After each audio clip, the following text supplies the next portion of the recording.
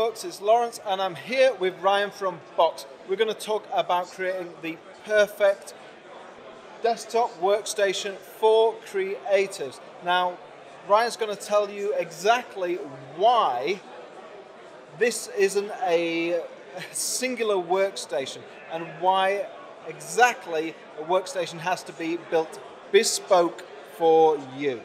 Right, so I know there's going to be a lot of people out there that are going to probably troll me about some of the comments I make, but the comments I make are based on testing that we've done. Right, let's start a little bit about the CPU that you need, right? So, Intel versus AMD, those are your options at the moment. Which one do you use? The reality is, if you're going to be creating content and doing no rendering, right, you need the fastest single core CPU that you can get. And that basically builds down to an Intel processor, right? So, an AMD is good, it's cost effective, but it's going to be a little bit behind what you need, okay? So, Intel i7 9700 or an i9 9900 with that great boost speed that they've got in them of 5 gigahertz or 4.9, fantastic for someone that's creating a little bit of content, editing photos, or, you know, doing things around with their with video. However, when you take it seriously and you want to move on to a lot of footage, you do it for a living, you want to look at something like the Intel i9s, which have got a huge core count with high speed, and the AMD Threadrippers, which have got good core count, great value for money, and also good speed around that area, okay? You've got to look at your hardware and the software that you're using to see what type of GPU you need. GPU, graphics card, for those that want layman's terms. We at Boxx, I know that it's, again, a touchy point, but we at Boxx recommend Quadro for many reasons. Service, level of service that you get from the Quadros, performance, and just reliability over a long period. Gaming cards are great.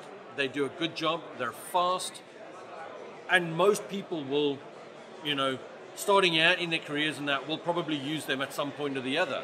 I've got nothing against them at all. We don't, you know, we don't hate anybody that uses it, but when you move over to the professional environment, that's really where you want to be.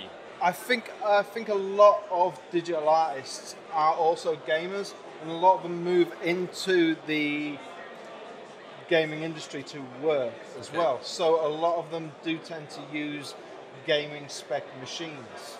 Of course, you know, and as someone that's starting, gaming spec machine is a great place to start. They're versatile, they've often got a high core speed with games that need it, and the more powerful your graphics card is on the gaming side of things, you know, it does translate to good performance in the professional market.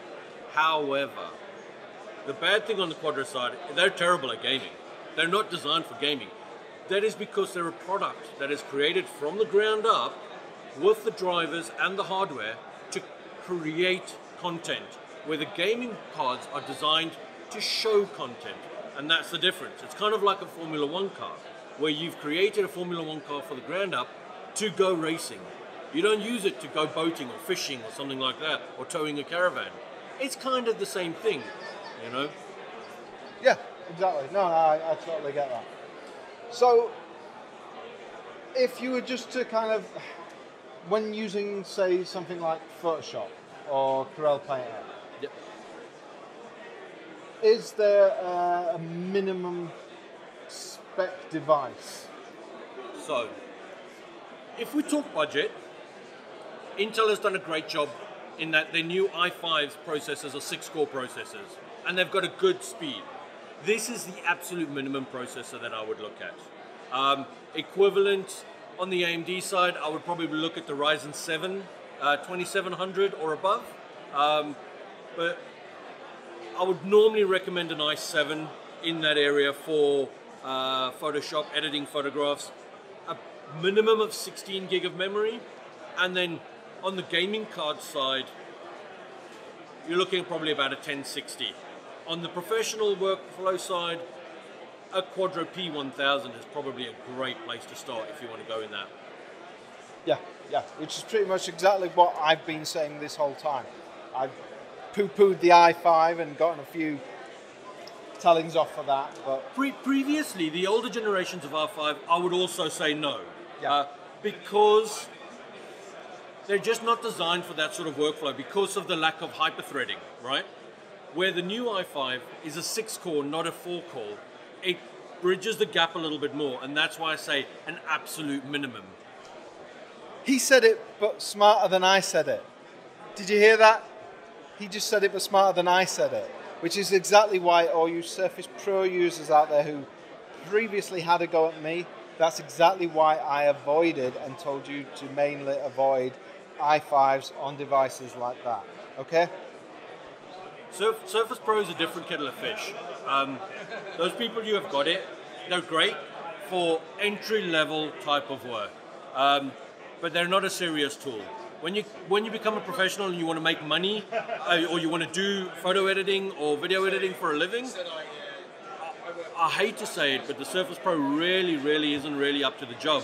It uses a mobile processor, which quite often on an i7 is a 4-core processor, back to the i5 being a 4-core, not really up to it. And because of their power draw, they really put the power draw low so they don't overheat in a tight environment. They just don't have the grunt that a full-on desktop i7 does. So, yes, use the Surface Pro, get into it, be creative. I encourage you, I really do. But when you want to make money off of it, upgrade to a desktop with an i7, and you're in the right direction.